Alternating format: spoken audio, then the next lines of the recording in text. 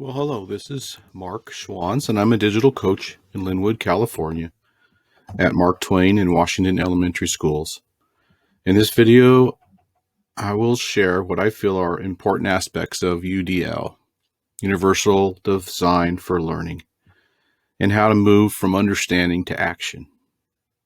First of all, what is UDL and why is it important?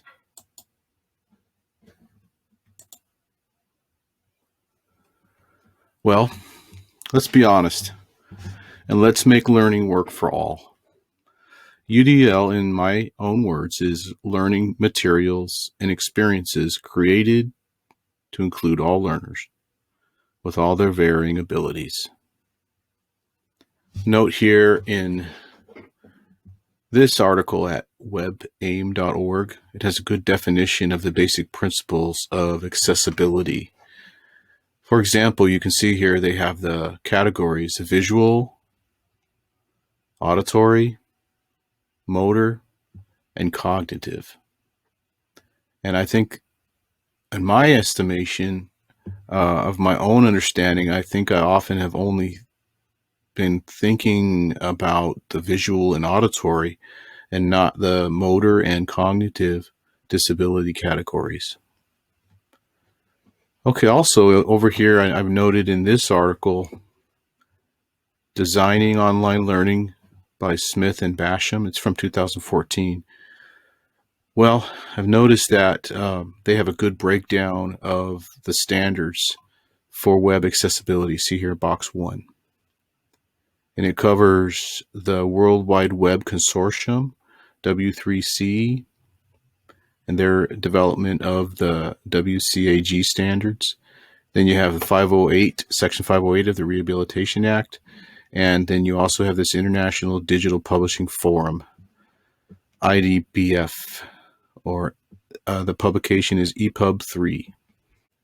I'm listing what's new to me, and maybe you too. Number 1, I say that deliberate strategies are needed to make sure we are creating accessible materials. Think about it. How often do you, when you're creating materials for your students, really think through all of the ways to make your materials more accessible? I think that we need to have in place deliberate strategies. In webaim.org, they refer to this as policies and procedures. When the idea of accessibility is backed by policies and procedures, it becomes part of the daily routine. So I think that we need to work on this as a school and a district to have procedures in place that will ensure our materials are accessible. Number 2, know your laws and standards. I'll make a note here of some of those: the Americans with Disabilities Act, the Rehabilitation Act of 1973. That's where you find 504 and 508, and international laws. Many resources are available to help. I do list in this infographic here that there are a number of resources, and they're growing. Number 4, work the framework. UDL is a framework that's often used by teachers to guide instructional planning. So I note this one is udlcenter.org. And then also evaluate. And this is a very helpful piece here. I'm going to click on that. And this is called the Center for Online Learning UDL Scan Tool. Check it out. I haven't used it much, but I think it's a good way to evaluate materials that you're being given, or that the school or district is considering engaging in purchasing, so you can have input as to their accessibility. Finally, I want to ask, to me, what is the most important, or what is most important? Well, I think number 1, using good design principles benefits everyone. And that includes those who have disabilities and those who don't.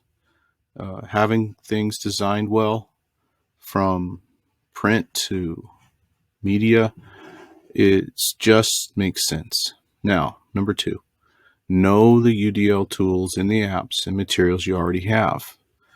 So now this has changed a lot since, like the article I referred to was in 2014.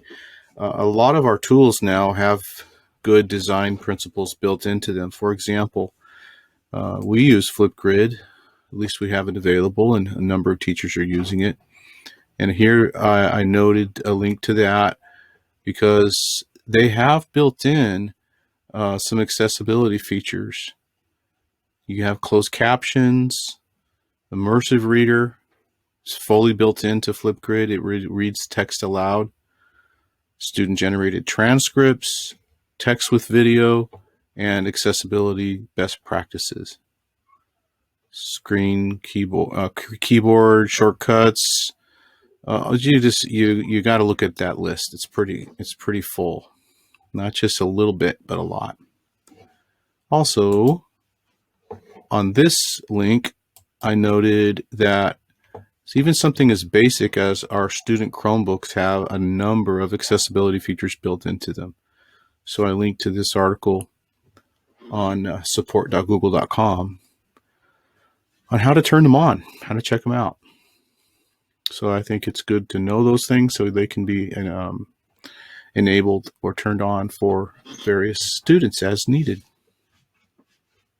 Well, I want to say thanks for joining me today, and hopefully this will just be the beginning of a larger conversation about universal design for learning.